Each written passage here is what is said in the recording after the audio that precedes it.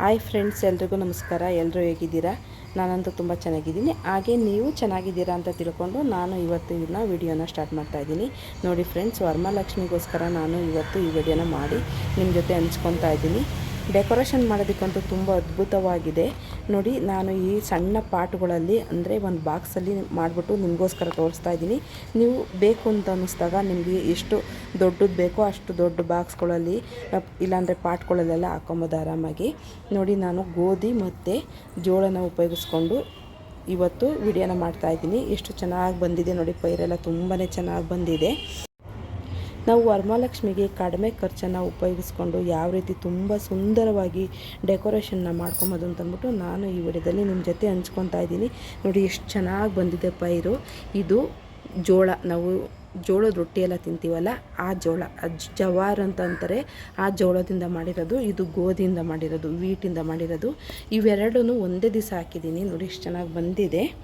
ಎರಡು ಒಂದೇ ದಿವಸ ಹಾಕಿದ್ದೀನಿ. ಸುಮಾರು ಇದು 13 ದಿವಸ ಆಗಿದೆ, 12ರಿಂದ 13 ದಿವಸ ಆಗಿದೆ. ಇಷ್ಟಕ್ಕೆ ಇಷ್ಟು ಬಂದಿದೆ. ನಾವು ಮಿನಿಮಮ್ ಇಷ್ಟು ಬೇಕಾಗುತ್ತೆ ನಾವು ವರಮಹಾಲಕ್ಷ್ಮಿಗೆ ಮಾಡೋದಕ್ಕೆ. ಅದಕ್ಕೋಸ್ಕರ ನಾನು ಇವತ್ತೇ ಅಪ್ಲೋಡ್ ಮಾಡ್ತಾಯಿದ್ದೀನಿ ಈ ವಿಡಿಯೋನ. ಹಾಗಾದರೆ ತಡ ಯಾಕೆ ಮಾಡೋದು? ಇಷ್ಟು ಅದ್ಭುತವಾದ ಡೆಕೋರೇಷನ್ನ ಯಾವ ರೀತಿ ತುಂಬ ಸುಂದರವಾಗಿ ಮಾಡ್ಕೊಬೋದು ಅಂತಂದ್ಬಿಟ್ಟು ನಾನು ಈ ವಿಡಿಯೋದಲ್ಲಿ ನಿಮ್ಮ ಜೊತೆ ಹಂಚ್ಕೊತಾ ಇದ್ದೀನಿ. ಹೊರಗಡೆ ಸೌಂಡೆಲ್ಲ ಒಂದು ಸ್ವಲ್ಪ ಜಾಸ್ತಿ ಇದೆ. ಈ ವಿಡಿಯೋನ ಅಡ್ಜಸ್ಟ್ ಮಾಡ್ಕೊಳ್ಳಿ ದಯವಿಟ್ಟು. ಯಾಕೆಂತಂದರೆ ಗಾಡಿಗಳ ಸೌಂಡೆಲ್ಲ ಜಾಸ್ತಿ ಇರೋದ್ರಿಂದ ನಾನು ಏನು ಮಾಡೋದಕ್ಕಾಗಲಿಲ್ಲ. ಹಾಗಾಗಿ ಅದೇ ರೀತಿ ಅಪ್ಲೋಡ್ ಮಾಡಿದ್ದೀನಿ. ಈ ವಿಡಿಯೋ ಮಾಡೋದಕ್ಕೆ ನನಗೆ ಒಂದು 12ರಿಂದ 13 ದಿವಸ ಬೇಕಾಯಿತು. ಯಾಕೆಂದರೆ ಇದೆಲ್ಲ ಬೆಳೆ ಬೇಕಲ್ವ, ಅದಕ್ಕೋಸ್ಕರ 12 ದಿವಸ ನಾನು ಈ ವಿಡಿಯೋನ ಶೂಟ್ ಮಾಡಿಬಿಟ್ಟು ಆಮೇಲೆ ನಿಮಗೆ ಅಪ್ಲೋಡ್ ಮಾಡ್ತಾಯಿದ್ದೀನಿ. ತುಂಬಾ ಚೆನ್ನಾಗಿ ಕಾಣಿಸ್ಬೇಕು ವರಮಹಾಲಕ್ಷ್ಮಿ ಅಂತಂದ್ಬಿಟ್ಟು ಎಲ್ಲರೂ ಆಸೆ ಪಡ್ತಾ ಇರ್ತೀವಿ. ಇವತ್ತು ಮಾಡಿದ್ದು ಡೆಕೋರೇಷನ್, ಈ ವರ್ಷ ಮಾಡಿದ ಡೆಕೋರೇಷನ್ ಮುಂದಿನ ವರ್ಷ ಮಾಡೋದು ಬೇಡ, ನಾವು ಇನ್ನೂ ತುಂಬ ಚೆನ್ನಾಗಿ ಮಾಡಬೇಕು ಅಂತಂದ್ಬಿಟ್ಟು ನಾವೆಲ್ಲ ಅಂದ್ಕೊಳ್ತಾ ಇರ್ತೀವಿ. ಅದಕ್ಕೋಸ್ಕರ ತುಂಬಾ ಖರ್ಚಾಗುತ್ತೆ. ಹೊರಗಡೆ ಎಲ್ಲನ ಹೂವಿನ ರೈಟು ಮತ್ತು ನಾವು ಡೆಕೋರೇಷನ್ಗೋಸ್ಕರ ಬಳಸ್ತೀವಲ್ಲ ಆ ಫ್ಲವರೆಲ್ಲ ತುಂಬಾ ಜಾಸ್ತಿ ಇರುತ್ತೆ. ನಾವು ಅಷ್ಟು ತರೋದಕ್ಕಾಗೋದೇ ಇಲ್ಲ ಒಂದೊಂದು ಸಲ. ನೋಡಿ, ಈ ರೀತಿ ನಾವು ಮನೇಲಿ ಸಿಂಪಲಾಗಿ ಮಾಡಿಕೊಂಡ್ರೆ ಕಡಿಮೆ ಖರ್ಚುಗಳಲ್ಲಿ ನಾವು ಆರಾಮಾಗಿ ತುಂಬ ಸುಂದರವಾಗಿ ಬ್ಯೂಟಿಫುಲ್ಲಾಗಿ ನಾವು ಡೆಕೋರೇಷನ್ ಮಾಡಿಬಿಟ್ಟು ನಾವು ದೇವಿನ ಆರಾಧನೆ ಮಾಡ್ಬೋದು. ನೋಡಿ ಹೇಗೆ ಮಾಡೋದು ಅಂತಂದ್ಬಿಟ್ಟು ತುಂಬ ಸಿಂಪಲ್ಲಾಗಿ ನಿಮ್ಮ ಜೊತೆ ತೋರಿಸ್ತಾ ಇದ್ದೀನಿ. ಬನ್ನಿ ತಡೆಯಕ್ಕೆ ಮಾಡೋಣ, ನೋಡ್ಕೊಂಬರೋಣ.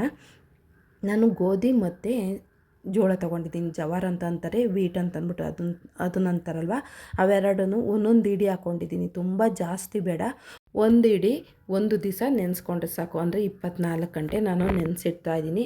ಅದಾದಮೇಲೆ ನೋಡಿ, ಈಗ 24 ಗಂಟೆ ಆದಮೇಲೆ ನಾನು ನೀರನ್ನು ಎಲ್ಲ ನೀಟಾಗಿ ಬಸ್ತಿಟ್ಕೊತಾ ಇದ್ದೀನಿ. ಚೆನ್ನಾಗಿ ಅದು ನೆಂದ್ಕೊಂಡಿರುತ್ತೆ. ಯಾಕೆಂದರೆ ಹಾಗೇ ಹಾಕ್ಬೋದು ನಾವು, ಮಣ್ಣಿಗೆ ಏನೂ ತೊಂದರೆ ಆಗೋದಿಲ್ಲ.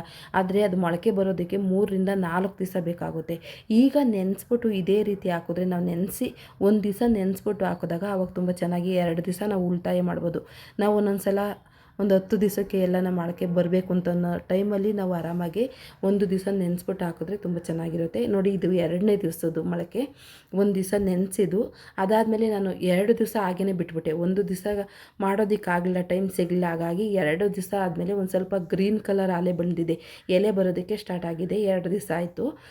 ಈಗ ನಾನು ಇದನ್ನು ಮಣ್ಣಿಗೆ ಹಾಕ್ಬಿಟ್ಟು ಮೊಳಕೆ ಬರೋದಕ್ಕೆ ಟ್ರೈ ಮಾಡ್ತೀನಿ. ಬನ್ನಿ ಹೇಗೆ ಮಾಡೋದು ಅಂತಂದ್ಬಿಟ್ಟು. ನೋಡಿ, ಅಲ್ಲಿ ಎಷ್ಟು ದೊಡ್ಡದಾಗಿ ಮೊಳಕೆ ಎಲ್ಲ ತುಂಬ ಚೆನ್ನಾಗಿ ಬಂದ್ಬಿಟ್ಟಿದೆ. ನಾನು ಒಂದೇ ದಿವಸಕ್ಕೆ ಹಾಕಿದರೆ ಇಷ್ಟೊಂದು ಬರ್ತಿರ್ಲಿಲ್ಲ. ಈಗ ಒಂದು ಸಣ್ಣ ಬಾಕ್ಸ್ ತೊಗೊಂಡಿದ್ದೀನಿ. ಒಂದು ಬಾಕ್ಸ್ಗೆ 1 ಇಡಿ ಮಣ್ಣು ಹಾಕ್ಕೊಳ್ತಾ ಇದ್ದೀನಿ, ಸಾಕು. ಯಾವುದಾದ್ರೂ ಮಣ್ಣಾದ್ರೂ ಪರವಾಗಿಲ್ಲ, ಬರುತ್ತೆ.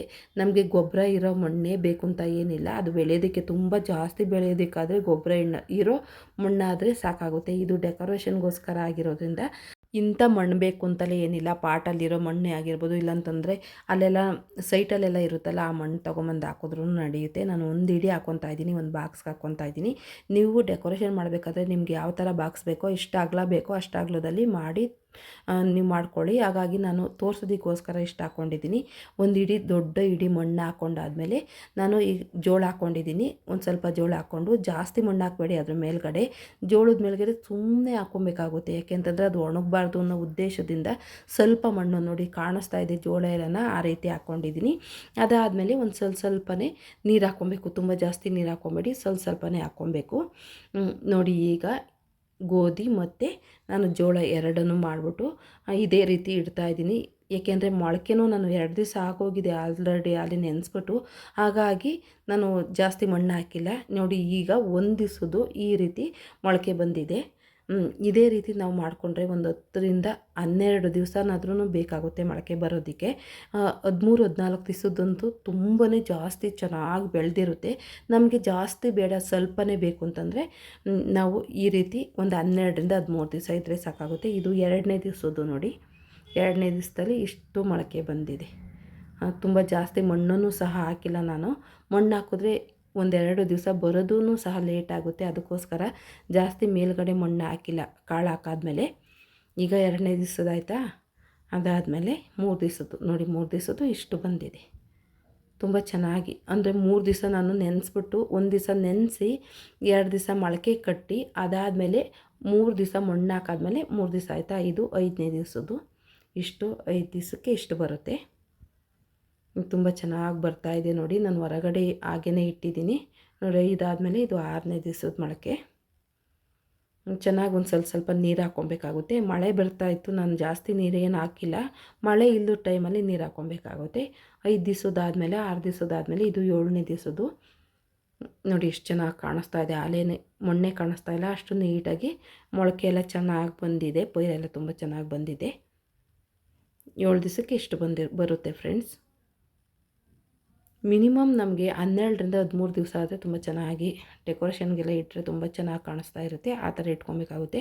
ನಮಗೆ ವರಮಹಾಲಕ್ಷ್ಮಿ ಹಬ್ಬ ಇನ್ನು 13-14 ದಿವಸ ಇದ್ದೇನೆ ಅನ್ನೋ ಟೈಮಲ್ಲಿ ನೀವು ಆರಾಮಾಗಿ ಮಾಡ್ಕೊಬೋದು ನೋಡಿ. ಇವತ್ತು ನೀವು ಮಾಡೋದಕ್ಕೆ ಇಟ್ಕೊಂಡ್ರೂ ಕರೆಕ್ಟಾಗಿ ಮಾಡ್ಬೋದು. ಅದಕ್ಕೋಸ್ಕರ ನಾನು ಇವತ್ತೇ ಅಪ್ಲೋಡ್ ಮಾಡಿ ತೋರಿಸ್ತಾ ಇದ್ದೀನಿ ನೋಡಿ. ಇದು 12 ದಿವಸದ್ದು ಇಷ್ಟು ಬಂದಿದೆ. ಸಾಕು ಅನಿಸುತ್ತೆ, ಇಷ್ಟು ಬಂದರೆ ಸಾಕು ಅನಿಸುತ್ತೆ. ಇನ್ನೊಂದು ಸ್ವಲ್ಪ ಜಾಸ್ತಿ, ಇನ್ನೊಂದು 2 ದಿವಸ ಬರ್ಬೋದು ಅಷ್ಟೇ. ಅದ್ರ ಮೇಲ್ಗಡೆ ಬಂದರೆ ಏನಾಗುತ್ತೆ ಅಂದರೆ ಒಂದು ಸ್ವಲ್ಪ ಹಂಗೆ ಬಗ್ಗಿಬಿಡುತ್ತೆ ಕೆಳಗಡೆ, ಪಾಟಿಂದ ಎಲ್ಲ ಬಗ್ಗುತ್ತೆ, ಅದು ಚೆನ್ನಾಗಿರಲ್ಲ ಅಷ್ಟು. ನೋಡಿ ಜೋಳದ್ದು ಇದು, ಆ ಕಡೆದು ಗೋಧಿದೆಲ್ಲ ಇಷ್ಟು ಬಂದಿದೆ. ನಮ್ಮನೆ ವರಮಹಾಲಕ್ಷ್ಮಿಗೆ ನಾವು ವರಮಹಾಲಕ್ಷ್ಮಿನ ತುಂಬ ಚೆನ್ನಾಗಿ ಗ್ರ್ಯಾಂಡಾಗಿ ಅಲಂಕಾರ ಮಾಡಬೇಕು ಅಂತ ಅಂದ್ಕೊತಾ ಇರ್ತೀವಿ. ಆದರೆ ಒಂದೊಂದು ಸಲ ನಮಗೆ ಇಷ್ಟು ಹೊರಗಡೆಯಿಂದ ದುಡ್ಡು ಕೊಟ್ಟು ತೊಗೊಂಬಂದ್ರೂ ಅಷ್ಟು ಚೆನ್ನಾಗಿ ಕಾಣಿಸಿರೋದಿಲ್ಲ ನೋಡಿ. ಈ ರೀತಿ ಸಿಂಪಲ್ಲಾಗಿ ಕಡಿಮೆ ಖರ್ಚಿನಿಂದ ಮಾಡಿಕೊಂಡ್ರೂ ತುಂಬಾ ಚೆನ್ನಾಗಿರುತ್ತೆ. ಇವತ್ತು ನಾನು ಕೊಟ್ಟಿರೋ ಡೆಕೋರೇಷನ್ ಐಡಿಯಾ ನಿಮ್ಗೆ ಇಷ್ಟ ಆಗಿದೆ, ನಿಮ್ಮ ಫ್ರೆಂಡ್ಸ್ಗಳಿಗೆ ಯಾರೆಲ್ಲ ವರಮಹಾಲಕ್ಷ್ಮಿನ ಕೂರಿಸ್ತಾರೋ ಅವ್ರಿಗೆ ಈ ವಿಡಿಯೋನ ಶೇರ್ ಮಾಡೋದ್ರಿಂದ ಅವ್ರಿಗೂ ಸಹ ಹೆಲ್ಪ್ ಆಗುತ್ತೆ, ಹಾಗೂ ನನಗೂ ತುಂಬಾ ಸಹಾಯ ಆಗುತ್ತೆ. ನಾನು ವರಮಹಾಲಕ್ಷ್ಮಿ ದೇವಿಗೆ ತುಂಬ ಸಿಂಪಲ್ಲಾಗಿ ಸರಳವಾಗಿ ಯಾವ ರೀತಿ ಸೀರೆ ಅಲಂಕಾರನ ಮಾಡ್ಕೊಬೋದು ಅಂತಂದ್ಬಿಟ್ಟು ನಾನು ಕೆಲವೊಂದು ವೀಡಿಯೋಗಳನ್ನ ಅಪ್ಲೋಡ್ ಮಾಡಿದ್ದೀನಿ. ಆ ವಿಡಿಯೋನೂ ಸಹ ನೀವು ಚೆಕ್ ಮಾಡಿಬಿಟ್ಟು ನಿಮ್ಗೆ ಗೊತ್ತಿರೋರಿಗೆಲ್ಲ ಆ ವಿಡಿಯೋನ ಶೇರ್ ಮಾಡಿ, ಹಾಗೆ ನನಗೆ ಸಪೋರ್ಟ್ ಮಾಡಿ. ನೀವು ಸಪೋರ್ಟ್ ಮಾಡೋದ್ರಿಂದ ನನಗೆ ತುಂಬಾ ಹೆಲ್ಪ್ ಆಗುತ್ತೆ ಅಂತಂದ್ಬಿಟ್ಟು ನಾನು ಭಾವಿಸ್ತಾ ಇದ್ದೀನಿ ಫ್ರೆಂಡ್ಸ್. ವರಮಹಾಲಕ್ಷ್ಮಿ ತಾಯಿಗೆ ನಾನು ಸೀರೆ ಅಲಂಕಾರ ಮಾಡಿದ್ದೀನಲ್ವ, ಆ ಅಲಂಕಾರದಲ್ಲಿ ನಿಮಗೆ ಯಾವುದು ಇಷ್ಟ ಆಯಿತು ಅಂತಂದ್ಬಿಟ್ಟು ನಿಮ್ಮ ಅನಿಸಿಕೆ ಅಭಿಪ್ರಾಯನ ಕಮೆಂಟ್ ಮೂಲಕ ವ್ಯಕ್ತಪಡಿಸಿ. ನೀವು ಕಮೆಂಟ್ ಮಾಡೋದ್ರಿಂದ ನನಗೆ ತುಂಬಾ ಖುಷಿಯಾಗುತ್ತೆ, ಹಾಗೆ ನಾನು ಮಾಡಿರೋ ವಿಡಿಯೋಕ್ಕೂ ಸಾರ್ಥಕ ಆಗುತ್ತೆ ಫ್ರೆಂಡ್ಸ್. ನಾನು ಕಷ್ಟಪಟ್ಟು ಹಾಗೆ ಇಷ್ಟಪಟ್ಟು ವಿಡಿಯೋಗಳನ್ನ ಮಾಡಿಬಿಟ್ಟು ಹಾಕ್ತಾಯಿದ್ದೀನಿ. ನನಗೆ ಗೊತ್ತಿಲ್ಲ ಅಂತಂದ್ರೂ ನಾನು ಯೂಟ್ಯೂಬಲ್ಲಿ ಸರ್ಚ್ ಮಾಡಿಬಿಟ್ಟೇ ಯಾವ ರೀತಿ ಅಲಂಕಾರ ಎಲ್ಲ ಮಾಡ್ಬೋದು ಅಂತಂದ್ಬಿಟ್ಟು ನೋಡ್ಬಿಟ್ಟೇ ನಾನು ಮಾಡ್ತಾ ಇರೋದು. ನಾನು ತುಂಬಾ ಏನು ಕಲ್ತಿಲ್ಲ, ನಾನು ಇವಾಗಲೂ ಕಲಿತಾ ಇದ್ದೀನಿ. ಅದಕ್ಕೋಸ್ಕರ ಸಪೋರ್ಟ್ ಮಾಡಿ. ನಿಮ್ಮ ಆಶೀರ್ವಾದ ಇದ್ದರೆ ನಾನು ತುಂಬಾ ಚೆನ್ನಾಗಿ ನಿಮ್ಮ ಮುಂದೆ ಬೆಳೆಬೋದು ಅಂತಂದ್ಬಿಟ್ಟು ನಾನು ಕೇಳ್ಕೊತಾ ಇದ್ದೀನಿ ಫ್ರೆಂಡ್ಸ್. ಇವತ್ತಿನ ವಿಡಿಯೋ ತುಂಬ ಸಿಂಪಲ್ ಆಗಿದ್ರೂ ಕಡಿಮೆ ಖರ್ಚನ್ನು ಉಪಯೋಗಿಸಿ ಮಾಡಿದ್ರೂ ಸಹ ನೀವು ವರಮಹಾಲಕ್ಷ್ಮಿಗೆ ಇದೇ ರೀತಿ ಅಲಂಕಾರ ಮಾಡಿ ಬಂದವ್ರಿಗೆಲ್ಲರಿಗೂ ಈ ಅಲಂಕಾರ ಇಷ್ಟ ಆಗೇ ಆಗುತ್ತೆ, ಈ ಡೆಕೋರೇಷನ್ ಎಲ್ಲ ಇಷ್ಟ ಆಗೇ ಆಗುತ್ತೆ. ಅದಕ್ಕೋಸ್ಕರ ನಾನು ಇವತ್ತು ಈ ವಿಡಿಯೋನ ಮಾಡಾಕಿರೋದು. ನಾನು ಕಳೆದ ವಿಡಿಯೋದಲ್ಲಿ ಇದೇ ರೀತಿ ಅಲಂಕಾರ ಮಾಡಿದ್ದೆ. ಬಂದವರೆಲ್ಲರೂ ಕುಂಕುಮಕ್ಕೆಲ್ಲ ಬರ್ತಾರಲ್ಲ ಅವರೆಲ್ಲನ ತುಂಬ ಚೆನ್ನಾಗಿದೆ ಪೈರು, ಎಷ್ಟು ದಿನದಿಂದ ಮಾಡಿದ್ರ, ತುಂಬ ಚೆನ್ನಾಗಿದೆ ಐಡಿಯಾ ಅಂತಂದ್ಬಿಟ್ಟು ಎಲ್ಲನ ಕೇಳ್ತಾಯಿದ್ರು. ಅದಕ್ಕೋಸ್ಕರ ನಾನು ಇವತ್ತಿನ ವಿಡಿಯೋನ ಮಾಡಿರೋದು. Thank you friends. ಮತ್ತೊಂದು ವಿಡಿಯೋದಲ್ಲಿ ಮತ್ತೊಮ್ಮೆ ಭೇಟಿಯಾಗೋಣ. Thank you.